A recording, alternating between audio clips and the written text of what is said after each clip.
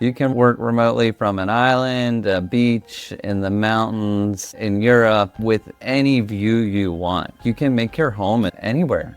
And you can change it whenever you're like, oh, this was fun, but like I want to go see something else.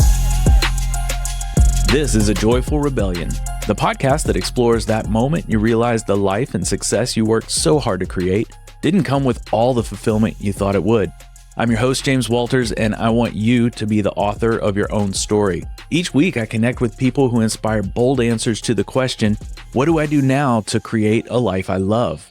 If you're ready to start answering that question for yourself, you're in the right place. So let's start a joyful rebellion. Ever dream of ditching your 9-to-5 and working from a beach in Bali? Well, today's guest, Ryan Mellon, aka the Digital Nomad Coach, actually did it. And after spending over a decade grinding away at 2 jobs and clocking 14-hour days, Ryan hit his breaking point. And what started as a 1-year RV road trip across the US turned into a full-blown global adventure, from riding motorcycles through the mountains of Vietnam to glacier hikes in New Zealand. And in this episode, we unpack Ryan's leap from burnout to freedom, how he turned side hustles into full-time remote income, and why embracing minimalism can be your ticket to location independence. Plus, he shares the mindset shifts and practical steps that can help you go from I wish to I'm on my way. Get ready for a conversation packed with real talk, inspiration, and some serious wanderlust fuel. Ryan Mellon, thank you for being here today on A Joyful Rebellion. Very happy to be here as well. Thank you. It's nighttime where you are, and it is early in the morning where I am. So let's rip off the Band-Aid. You are half a world away in Bali. Yeah, so I'm living in Bali for the winter right now. It's Bali. All right. Yeah. I don't know. It's cool. People say it both ways. I never really thought about it.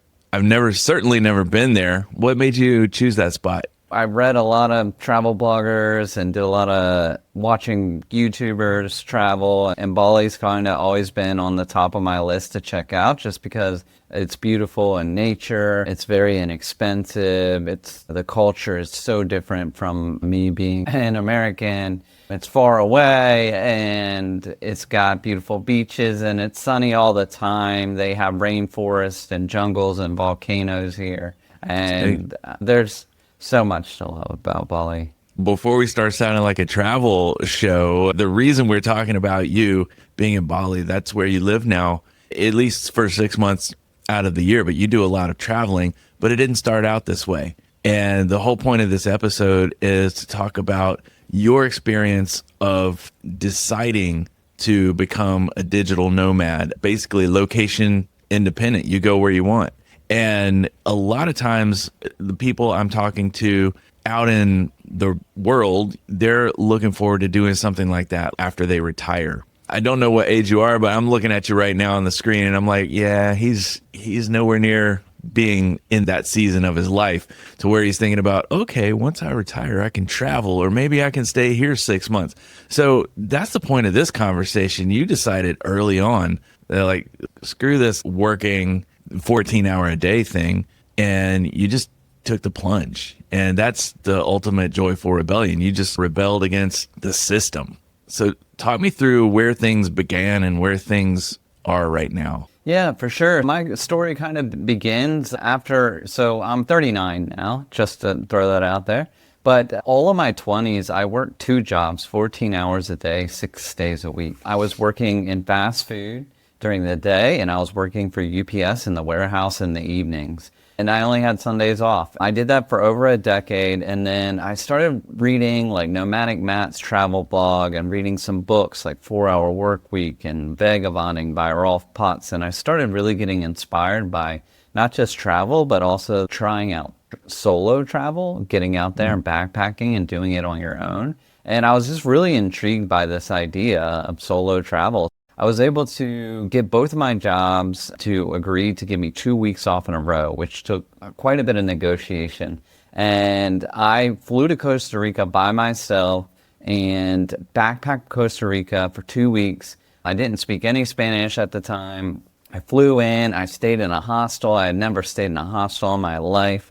And I winged that whole trip. Like, I had no plans other than to just show up and had that one hostel booked for the night. And I met so many amazing people, lots of other solo travelers, people that have been traveling all over the world. And I was ziplining through the jungles of Costa Rica and seeing amazing animals and wildlife and climbing volcanoes, swimming in their crater lake, seeing Pacific and Caribbean beaches. And then went back to both my jobs and was like, man, I am not refreshed and ready to go back to work. I'm like, man, I've got to get out of this as soon as possible. So that's where I really started thinking, what am I going to do to get out of working these two jobs, 14 hours a day, 6 days a week? So about 6 months later, I was having a couple drinks with friends. They were like, when we retire, we're going to get in an RV and do a 1-year road trip of the States. And I was like, hold on. I was just a little high coming off of this Costa Rica trip. And I'm like, why do we got to wait till we retire? Let's do this now. We had houses, we owned houses, we had cars, but we didn't have kids, which made it a little bit easier. But we decided to set a date, like a year out from that time, and just save as much money as we possibly could to do a 1-year road trip of the States. And that's exactly what we did. We rented out our houses. We gave our cars to family to watch over. We found an RV that we could use for a year and give it back when we were done. And we did a U.S. road trip 1 year, 23 states. It was just an absolutely epic time. We just saw so much of the country and we had a great time. But where it really started to change for me was about 6 months through, I started to realize, man, this thing is coming up pretty quick. I'm going to have to go back to work when I get home. I'm going to have to find a new job or go back to my old job. I threw away all my seniority at UPS and everything, so I would be like starting over. So what I ended up doing was I also had my real estate license. I was like also doing a little bit of real estate on the side with my two jobs, trying to learn that as well because that had always interested me. So I called up a good friend of mine who was a big investor. She was flipping tons of houses, buying lots of rentals, doing lots of volume. And I said, is there any way I can help you as an agent while I'm on the road find properties? And she was like, sure, that's not a problem. So I was able to help her purchase properties. She'd fix them up and then give them back to me and list them. And I did all this remotely. We ended up doing like 25 deals in those last 6 months that I was on the road trip. And that's when I realized we got done with the road trip. I was like, oh, like I don't have to go back to work. I just made all this money remotely. This is a whole new thing for me. This is a paradigm shift. We got back home and my friends went back and got back to 9-to-5 jobs. And I ended up flying to New Zealand and then doing 8 countries in 6 months, continuing to build the real estate, working remotely basically as an agent. And that was the beginning of my international travels as a digital nomad. And that was almost, I think, 6 or 7 years ago. And I've been traveling 6 months out of the year ever since. Wow. Okay. So you found something that allowed you to extend it, whereas all your friends, they did have to figure out, okay, what's the 9-to-5 look like? And are you the only one of that group that was on that trip who basically took it and made it your permanent situation? Yeah. My other 2 friends, they didn't have a side hustle to work remotely while we were on the trip. It wasn't as easy for them. I'm the one who's continued to live in the digital nomad life and internationally now. I don't spend too much time traveling the States. I've been to 36 out of 50. And I really like the international travel because it just gets you completely in a different element. And I hate the cold and I hate the winter. So like my thing is to go somewhere warm, somewhere tropical every winter and then home in the summer. So I'm really like living summertime all year round. It sounds like you're a walking Jimmy Buffett song. Just about. That's pretty awesome. I feel you though. I don't like the winter. I live in the Southeast where in the wintertime, it could be in the 70s. You just don't know what you're going to get, but I'd rather heat wave. Yeah, it's been crazy this winter. I'm watching everyone on social media back at home. Like, it's crazy snow and all this. And I'm like, man, I'm so glad I'm not there. You had the advantage of this side hustle, like you described it, with the real estate. You found someone that you could help that got you in the door. When you're talking to people, and I should also say, I've got over here on the side screen for anyone watching on video, I've got your website up. Your website is the Digital Nomad Coach.com. And we'll talk a little bit more about that. But when you're talking to someone, because you do coaching, you help people find their way. You stumbled on it sounds like, until you realized, oh gosh, I've got some money banked up. I don't have to rely on going somewhere and trading my time in my physical location for dollars anymore. And it sounded like that was a light bulb that went off for you. And now you help people get that light bulb to go off for themselves and maybe find the way for them. Is there something common between the first couple of conversations you might have with someone who's interested in becoming a digital nomad? Yeah, I would say the biggest thing is just overcoming the mindset change that it is possible. And the other thing that a lot of people are hung up on is you must be rich, or it's got to be expensive, right? To be just traveling all over the world and living globally.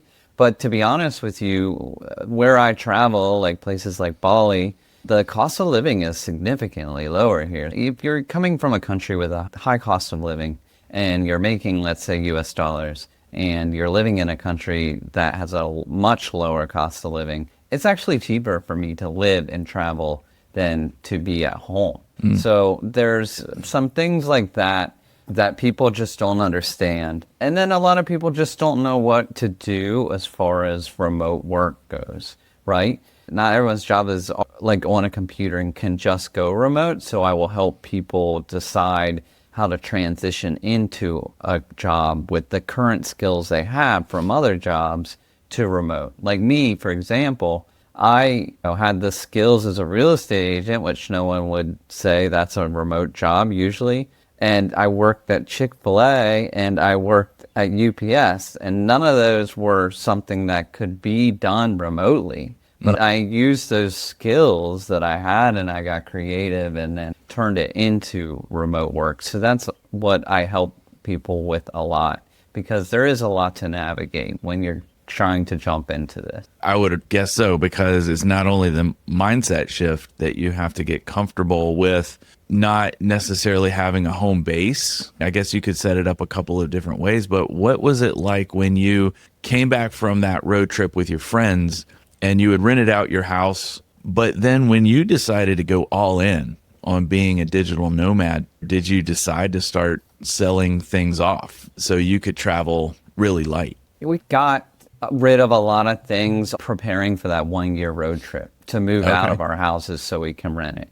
So I was already quite a bit of a way there, like as far as getting rid of a lot of belongings and stuff that I didn't need for it. And like that house that I rented out back in 2017 when we took that road trip, I've never lived in it since. I've never been back. Minimalism has been a big part of being a digital nomad, and it doesn't have to be done that way. It makes it a lot easier to do it. You can do it more inexpensively. It will help you move into the lifestyle quickly if you embrace minimalism. I do have a home base now, so I live on my sailboat when I'm home in the US. That first time back, I think I stayed with family for a month, and then I was like, I'm out of here. I bought a plane ticket to New Zealand. But when I came back after that first trip, I started looking for boats because I always thought it'd be cool to live on a sailboat. So I ended up buying a boat, and I've been living on my sailboat every summer when I come back. And that in and of itself is going to keep you a little bit minimalistic, right? It's a 36-foot sailboat. It's not a huge sailboat, but it's a 1-bedroom apartment on the water. And you're not going to go buy a big screen TV or a new couch or anything, because everything I buy, I have to think about, like, where is this going? So it does help me not buy a lot of things. And then you'd be surprised at how little you need when you're traveling. Like I am traveling. I only travel with 2 carry-ons. I don't even check luggage. And I'm carrying gear for my podcast and stuff too. The less you have, I feel like the more freedom you have. That has really been helpful for me. I also talk with my clients about seeing if that minimalism is for them. And it often helps a lot of people get their freedom much quicker if they're willing to embrace it. Yeah. And when it does come to people adopting that mindset of becoming the digital nomad, and they do have to change a lot of how they are thinking about work and about life and about the stuff they own, what are some of the most difficult mindset shifts that you've seen that are pretty common in some of your clients who super interested in taking the leap, but then they get into it and they're like, oh, I just can't get past this one thing? I would say the biggest thing is if someone owns a home. I consider myself a hybrid nomad, right? I'm gone 6 months, I'm home 6 months. So you can still do that if you own a home and you don't want to let go of owning your home. So if you have a fully furnished home and you don't want to get rid of all this stuff and you want a hybrid nomad and you want to be gone for 6 months and home for 6 months, I tell people put it on Airbnb, get someone to manage it while you're gone. The house thing is usually a big thing. It's either like you're going all in with a long-term lease or selling it or getting rid of your apartment. So figuring that part out is usually a big hang up for people. Then the other is just how do I manage visas and taxes, and how do I manage making sure I have good internet to work where I'm working, and how do I make sure that if I'm in Bali that's 14 hours ahead and I need to be on video calls Monday through Friday, 9 to 5 EST, that is going to be very challenging because you're going to need to be working night shifts. So those are some of the things that people get hung up on. And there's like a simple solution for all of that. For example, if you need to be on 9 to 5 video calls all day, instead of going to Asia, you need to just go south, right? If you want to go to warm weather and kind of stay in that same time zone, maybe 1 or 2 hours off, it's much easier. Costa Rica, Colombia, Argentina, if you want a warmer climate. Those are some of the hang-ups that are common. Okay. As you're saying that and talking about people with their homes, because in the last 4 or 5 years especially, we have become so much more familiar with our homes, because when COVID happened, we were on lockdown, and that was the time where everyone got into their little nest. They started hunkering down. A lot of things happened digitally. So Zoom, people are pretty familiar with that, but also people are pretty like into being in their nest, in their home, and working from home has become so much more. When did you start your digital nomad life? Was it about 10 years ago? 2019. The middle of 2019 is when I started working remotely on that road trip. Got it. Okay. So in 2019, the world hadn't shut down yet, and you were working 14 hours a day. So you would go from one job to the next job. When you went home, you would just crash and you would sleep and you would get back up and do it again. So home for you was probably just the place where you went to sleep at night. Have you seen any difference from when you started your digital nomad life to like the transformation of everybody just hanging out at home? Now, I would think that home is much more important to people than maybe it was 5 years ago. I would agree with that, but I think for a lot of people that at least come to me, they have this strong desire to see the world and a need to fill an adventurous side. Okay. And there's only so much you can do that by staying and working from home. Yeah. So if you can work remotely from home, you can work remotely from an island, a beach, in the mountains, in Europe, with any view you want. So you can make your home anywhere. And you can change it whenever you're like, oh, this was fun, but I want to go see something else. What would you say is your top 3 adventures so far once you made the leap? I would say one of my top 3 is when I went to New Zealand on the South Island, there's called the Franz Josef Glacier.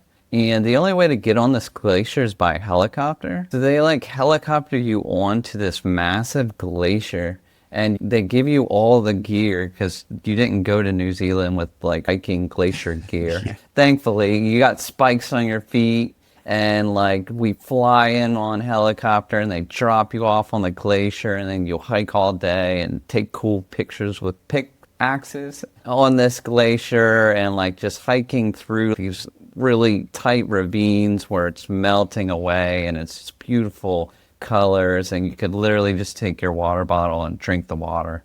And then after a day of hiking with a bunch of strangers who are now your friends, you helicopter off and you go have drinks in town. So yeah, that was definitely one of the top. Another one that comes to mind is the Hai Giang Loop in Vietnam. It's a 4-day motorcycle tour through the mountains of northern Vietnam. And that was really a great experience because the northern mountainous part of Vietnam is very rural and it's still very untouched. So you're driving through this very untouched nature, and every day you're seeing just amazing views of mountains and rivers and farmhouses and the people working and kids in the street herding 100 cattle down the road. You get there, they give you a day to get used to a motorcycle if you're not used to riding. Or you can get a guide and just be on the back. But they put you in a group, so you go with a group of people, which is nice.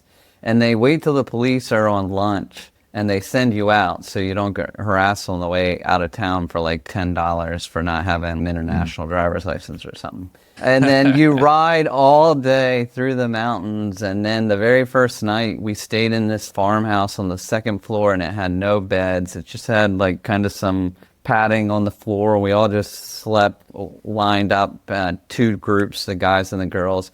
But they had this huge Vietnamese spread of just tons of food, family-style food, like 1 light bulb. And they gave us the local moonshine, and they had 1 karaoke machine. And we just had the most amazing time till, 2 a.m., then got a couple of hours of sleep, and we were all hungover, and then we had to drive for another 8 hours through the mountains. And then we did that for 4 days, and just absolutely epic. It was so cold. You don't go to Vietnam thinking you need cold weather gear, and they didn't give you cold weather gear. You kind of were on your own for this. Like everywhere we stopped, if there was any place we could pick up extra gloves or scarves or hats or jackets, we're buying anything we can to stay warm because it's the north and it's the mountains, and it was way colder than any of us anticipated. But still one of the coolest things ever that I've ever done. That does sound pretty epic, which I want to back up a little bit to maybe 2018 when you're planning this road trip around the country, around America, in an RV with some of your friends. And I can imagine when you went to your other friends and family, you were like, hey, I'm going to quit my jobs. I've got enough money saved up. I'm going to take this road trip with my friends. We're going to go out for a year. And when you put it like that, I think most people would maybe give you a little side eye, but they would be like, okay, you're going to rent out your house. That's cool. You're getting some income there, and you've got a bunch of money saved up, and you guys have planned this out, and it's only going to be for a year. Okay, they can get on board with that. You furthered the plot when you come back from that trip and you went to your family and friends and say, you know what? I've learned some things along the way. I'm going to keep renting my house, and you can keep the car if you want, or I'm going to sell it, whatever you decided to do. I'm going to go travel internationally now, and I'm not going back to my job. I'm not going back to what a lot of people might think of as steady, predictable income from those 2 jobs you had for years. So what was the reaction from people who are close to you, like family and friends, who you bounced this off of, and they were like, Ryan, you're insane. Get back to work. The initial plan of quitting and doing the road trip, people thought we were crazy because we were all like, in a year, we're going to do this. I even told my bosses at both my jobs, as soon as we decided, I'm like, in a year, I'm out of here. And they were like, okay, yeah, whatever, dude. Like, you've been here forever. You're not going anywhere. Yeah. But after doing that and then coming home and then meeting back with people and then explaining how I learned how to make income on the road and then going internationally. Of course, my mom's everywhere outside the country. It's a dangerous place, like every mom thinks, and stuff like that. But I actually took my mom to New Zealand. She wanted to go there. So like my first trip, I did 2 weeks with her. Then she flew home, and then I did my 8 countries in that 6 months. So I've been including my family and friends in my journeys along the way. Like, I'm here in Bali 6 months. I tell people, like, if any time you guys want to take a vacation, just hop on a plane to Bali and come hang out. I'll show you around, like wherever I am. I have friends and family come visit even on my travels, which is cool because they get a vacation. I get to see people from home, and it works out great. What was it like for them, though, because they knew the Ryan who, for a decade or so, worked 2 jobs. They probably didn't see you a whole lot because you were at either one job or you were at another job where you were probably asleep. You worked a lot, so you could have been anywhere. Now they know the Ryan who is like outliving his life. He's not at these jobs all the time. You totally flip the script on what most people think those productive years of your life are supposed to be. What was the reaction when they finally started to see that, okay, this is what you were going to do? You are not crazy. You're supporting yourself and you're living life. You're thriving. What was that like for them? Was there any sort of FOMO from some of your other friends, like the friends who had to go back to 9-to-5 jobs? Yeah, a little bit. And I'm always trying to talk them into getting out there. It's not for everyone, but overall, like everyone's been very supportive and loves seeing like what I'm putting out on social media and the photos and videos of my journey. And a lot of family and friends tell me they live vicariously through me and my travels, which I always feel bad about. I'm like, don't do that, do you? But it's also inspiring because it's also a sign that people are really happy to see me doing what I'm doing, and I'm enjoying what I'm doing. And yeah, it's great. It would be really inspiring up until the point where you realize I could probably do that also if I put forth the effort and was willing to manage the fear.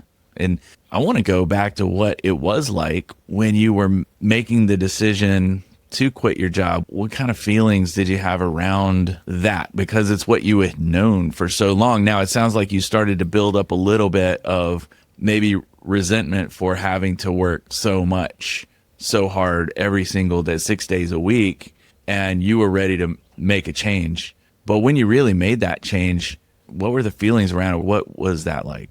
It was a little bit scary because I was quitting my job for so long, but I also knew that I could pick up the phone and call both those jobs and get those jobs back anytime. I could still do that right now. I could get them on the phone and have my jobs back because I was such a good employee. I was always carrying the crew and I was doing well at both of my jobs. So was never really worried like I would be coming back and I'd be unemployed. I was just like so excited for the journey ahead and I was not looking back. But I never felt like I was burning bridges. I actually went through the email servers of both my jobs and got all the most important people in the hiring processes emails and stuff just as a backup, just in case I needed to pull those contacts out and hit them back up when I got back and I did need a job because I knew it would be a sure thing, but I never had to use them. So it's all good. That's really cool. And again, I'm on your website, the digitalnomadcoach.com. Is that the best way for people to connect with you, the work that you do, and the coaching? Yeah, so I have a free guide, 7 ways to become a digital nomad that you can download. Also on social media, I'm the Digital Nomad Coach at Facebook, Instagram, and YouTube. Okay. And I now have a podcast interviewing other digital nomads so that you can get inspired by their stories. That's called Digital Nomad Nation. All right. Digital Nomad Nation. Yeah. That's cool. That's new. I've been doing it 4 months and it's going great. And it's just interviewing other nomads and hearing their journey because everyone's journey is so different. Everyone does something completely different for work. They're from a different country. They're traveling different places. Their experiences are so different. Hearing how they have made the jump is just inspiring for those who are looking to make the jump as well. So if someone's listening right now and they are like, man, that would be so cool. My kids are just getting out of the nest and I could maybe do something like that. I could see myself doing it. What are the top 3 or 5 things that they should think about? I would say make sure that you have some money in savings. I would say 6 months worth of savings is always a good sleeping pill and something to fall back on travel. researching your location, knowing how much your expenses are going to be. If it's international, you need to make sure that you know what your costs are going to be. And if you're going somewhere more expensive than where you are now, you need to make sure that your monthly costs are going to be taken care of with the remote work you're doing. The other thing is you got to think about time zones depending on your work. And always think about the weather too. What type of weather climate do you want to be in? Right now I'm in Bali, but it's the rainy season in Bali, which means it rains almost every day. But it's 85 and sunny the rest of the time. And there's still many days of beautiful sunny, no rain, but it does rain a lot. You need to think about these things and research before you make the jump so that you don't go to Thailand in the burning season when they burn the crops and the air is so polluted that it's uninhabitable for a month or two. So just doing your research, having some extra savings, and really being prepared. And that's something that I help people out with. I do free strategy sessions as well. Once they sign up for the free guide, I'll get on the phone and help them talk through a couple of those things too. Yeah, that's great food for thought, because if you are thinking about doing that, or even dip your toe in the water like you did with your friends and do a 1-year deal, and now that 1 year has turned into, we're going on 6 years. 7. Yeah, 6-7 years for your adventure. So it could lead to something pretty cool once you get the ball rolling.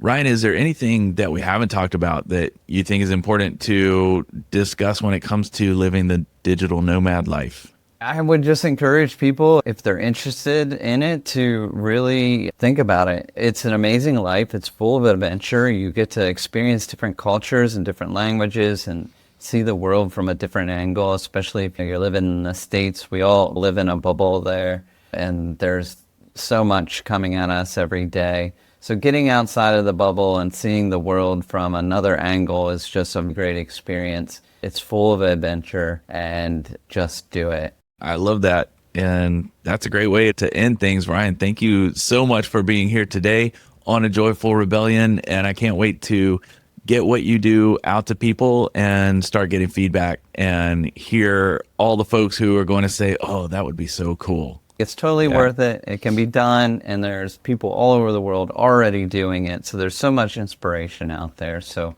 you're not going to be the only one figuring it out. Thank you again, and look forward to catching up with you again sometime soon. Thank you so much for having me. Thanks so much for joining me today. And if you have an extra minute, I have a favor to ask. Some of you listen to this show on Apple Podcasts, and a lot of you I talk to are on Spotify or Amazon. I'd love it if you would take just a second to leave a rating or a review. It lets the platforms know that listeners are getting value from the show and suggest it to others who are interested in similar content.